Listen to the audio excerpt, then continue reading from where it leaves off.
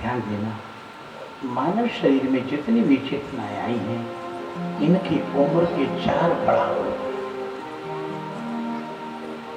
और 4 पड़ावों के अलग अलग कार्य हैं। अगर उन पड़ावों के कार्यों को मनुष्य नहीं करता है तो उसका सर्वनाश हो जाता है। ध्यान देना, हमारे गुरुजी महाराज कहते थे, पहली में विद्या पढ़े,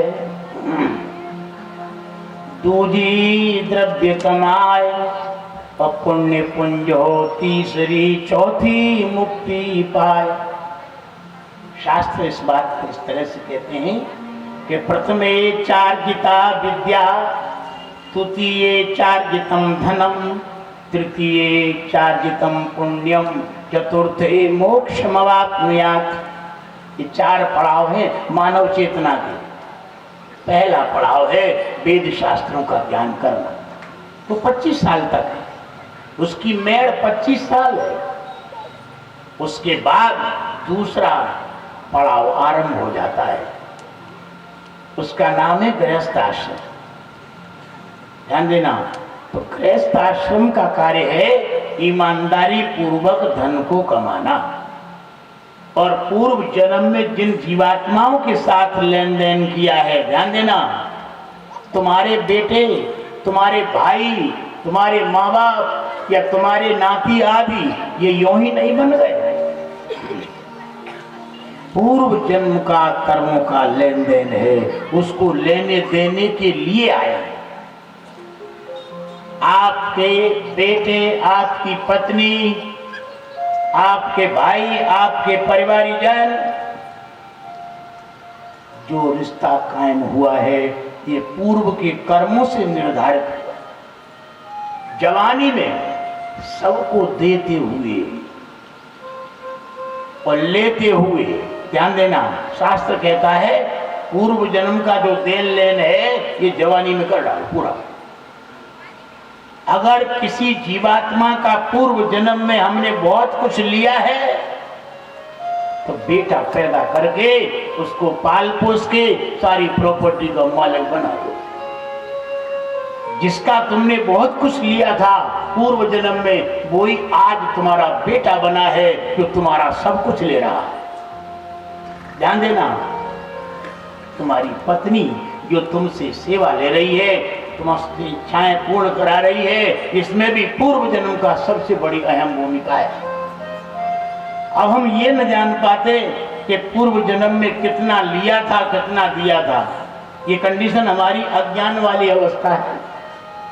किंतु इसमें ऐसा समझ करके कि हमने जो लिया है वो हम दे डालें, पर दिया है उसको माफ कर दो।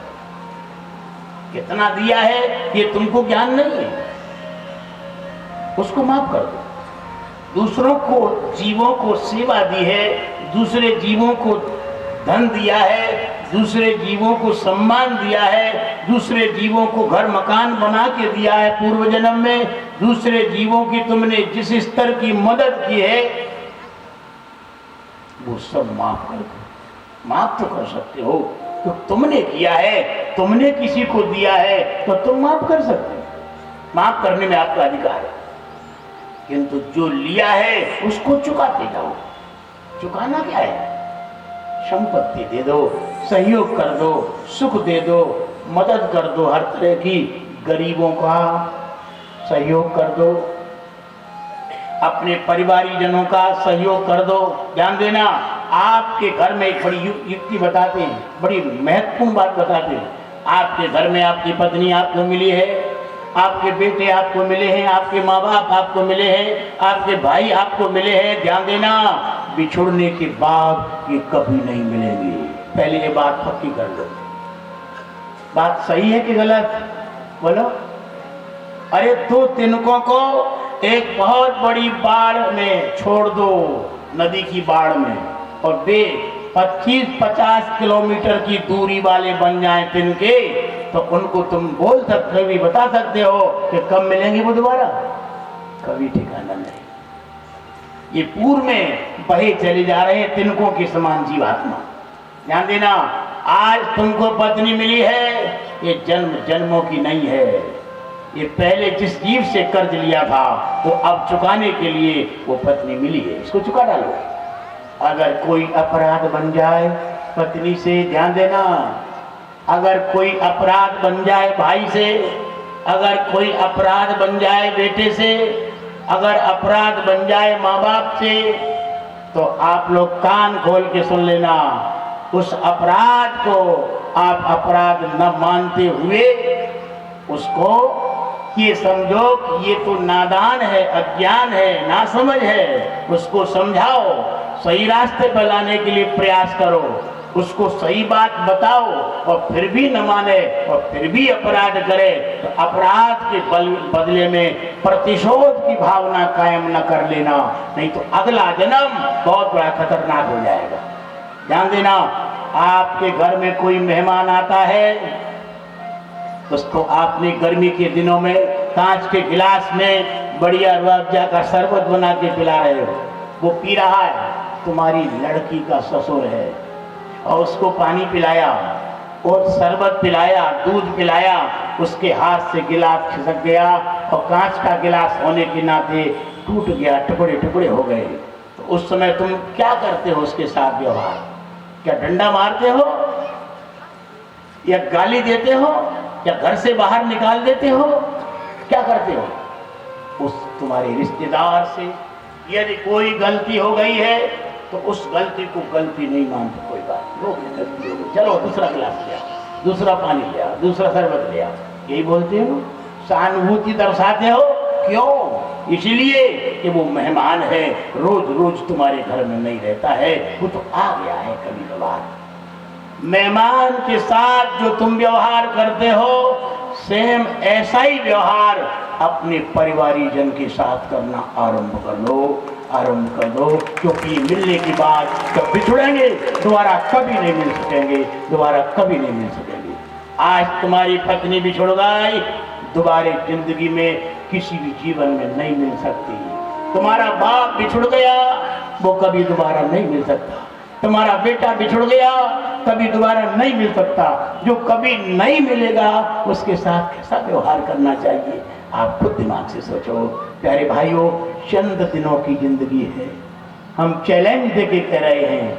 आपने भले ही मान रखा हो कि हम अमर हैं, कभी न मरेंगे, किंतु नहीं, तुम्हारे सिर के बालों को तुम्हारे काल ने पकड़ रखा है।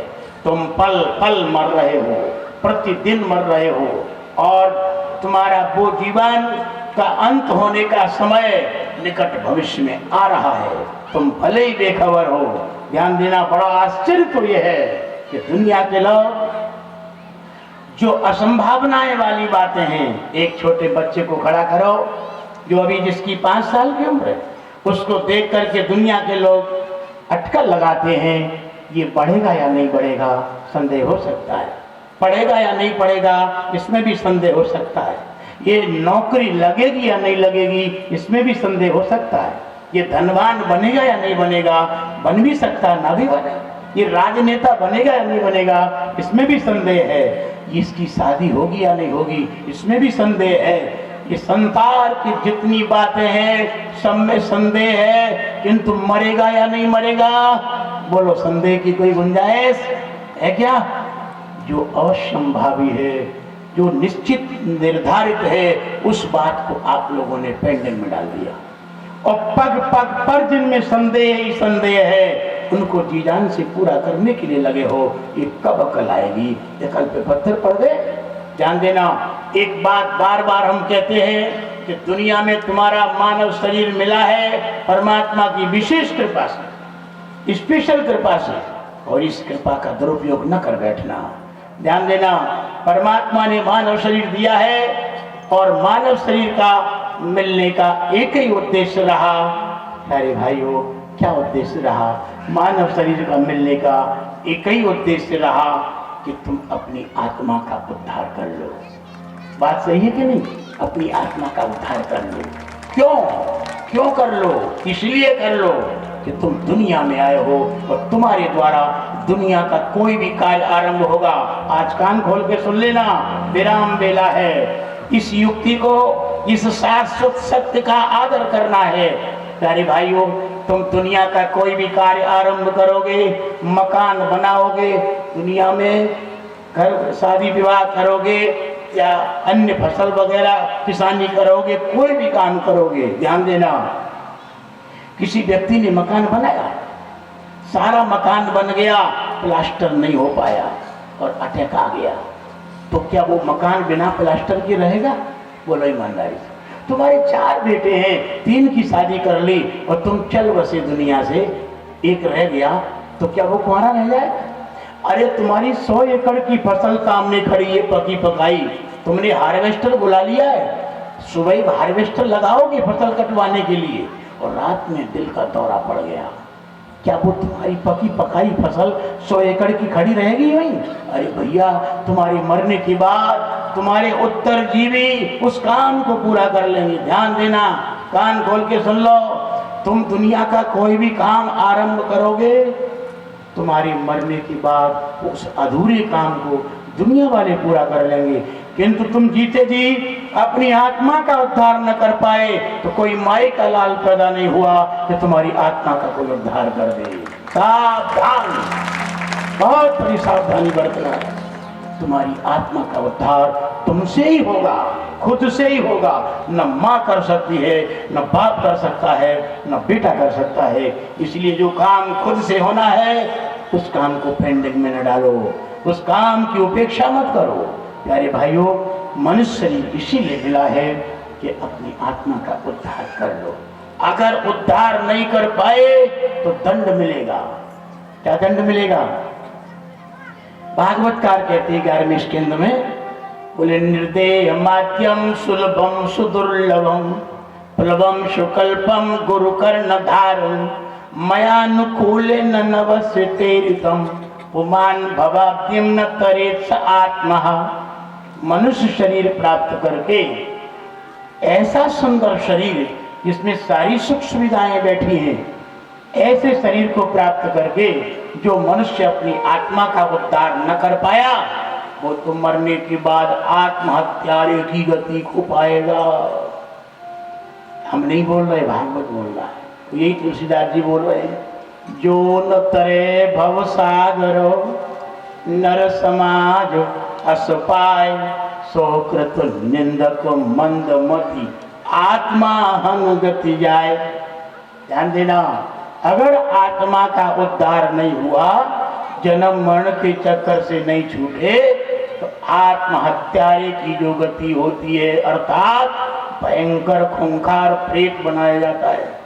हमारे पास आते हैं बहुत सी आत्माएं ऐसी जो भटक रही हैं, तबाह है जिनका जीवन, सेल्फास की गोली खाकर जो मरा है, तलवार की धार से जो मरा है, आगे लगा के जो मरा है, पानी में कूद के जो मरा है। प्यारे भाइयों, ऐसे आत्महत्यारों की बहुत दर्दनाक स्थिति होती है।